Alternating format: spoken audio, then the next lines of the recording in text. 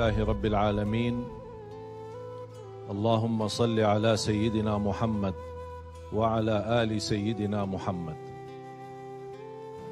Kita dalam segala urusan dunia mengambil keputusan kita harus bermusyawarah. Tapi kalau dalam hal ibadah tidak semestinya bermusyawarah. Artinya kalau kita mau laksanakan kewajiban kita, masa kita bermusyawarah dulu? Allah Subhanahu wa taala memanggilkan kita untuk menunaikan salat kita 5 waktu, tidak perlu dimusyawarahkan.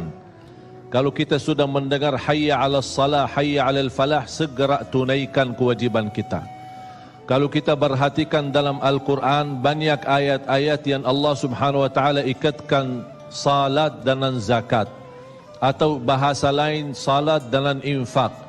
Sebagaimana firman Allah Subhanahu wa taala di suratul Baqarah, dan saya yakin semuanya hafal. A'udzu billahi minasyaitonir rajim. Bismillahirrahmanirrahim. Alif lam mim. Dzalikal kitabu la raiba fihi hudan lil muttaqin. Alkitab ini petunjuk bagi siapa? Bagi muttaqin. Dan Allah menjelaskan sifat-sifat mereka. Kalau kita ingin meniru mereka, ingin bergabung bersama mereka, ingin menjadi seperti mereka, ikutilah penjelasan Al-Quran. Siapa sih al-muttaqin ini? Allah Subhanahu wa taala sebutkan, alladzina yu'minuna bil ghaibi wa yuqimuna as-salata wa mimma razaqnahum yunfiqun. Mereka adalah yang beriman tentang ghaib.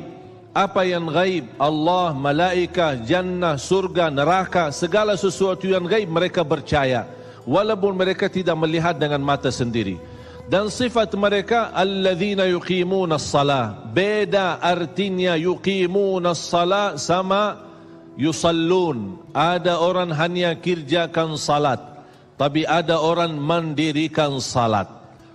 Ada 2 orang salat di saf pertama, sama-sama ruku', sama-sama sujud, sama-sama membaca Al-Quran, tetapi satu diterima oleh Allah, satu tidak diterima oleh Allah. Apa persoalannya? Karena satu menghadap Allah dengan hatinya, dan satu hanya menghadap Allah dengan fisik badannya. Makanya kita melihat orang yang salat dengan hatinya, nikmat salatnya, bisa tenang bacaannya, tenang rukuknya, tenang sujudnya. Beda sama orang yang buru-buru melaksanakan salat. Saya pernah masuk satu masjid, habis saya tahiyatul masjid duduk. Saya melihat seorang baru masuk dan juga tahiyatul masjid. Saya melihat gerakan salatnya, subhanallah, bukan subhanallah, na'udzubillah. Luar biasa cepat. Saya hanya menangkapi bacaan gerakan salatnya. Saya baca Al-Fatihah. Saya baru selesai waladdallin amin. Dengan saya mencuba bagaimana bandingkan bacaan Al-Fatihah dengan salat beliau, dia sudah sampai ke tahiyat. Padahal baru saya selesai surat Al-Fatihah. Salat apa ini yang kita kerjakan? Banyak orang-orang berlomba-lomba seolah-olah ada juara. Siapa yang paling cepat selesai salat dapat juara 1. Inilah yang terjadi dalam keadaan kita. Makanya kita merasa tidak nikmat salat kita. Yang kita hanya kejar seminar khusyuk dalam salat, latihan khusyuk dalam salat. Sebenarnya Bapak Ibu biar faham, tidak ada perintah dalam Al-Quran memerintahkan salat yang khusyuk. Tidak ada perintah dari Rasul salat yang khusyuk.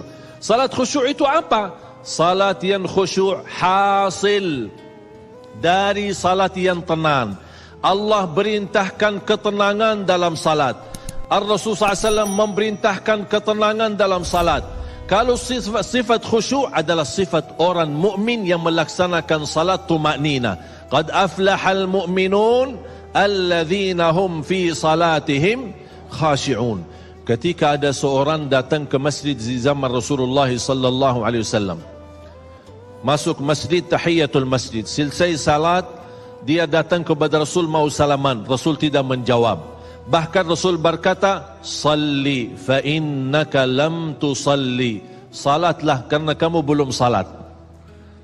Dia pergi ke depan, salat lagi, selesai balik lagi bertemu Rasul. Mau salaman, Rasulullah SAW tidak menjawab. Salli fa innaka lam tusalli. Salat dulu karena kamu belum salat. Sampai 3 kali dikasih tahu oleh Rasulullah SAW. Akhirnya orang berkata, mohon maaf ya Rasulullah, saya tidak tahu selain ini salatku. Gimana? Kata Rasulullah SAW, fa idza qumta faqum mutma'inna. Kalau berdiri, berdiri tenang, tumaknina.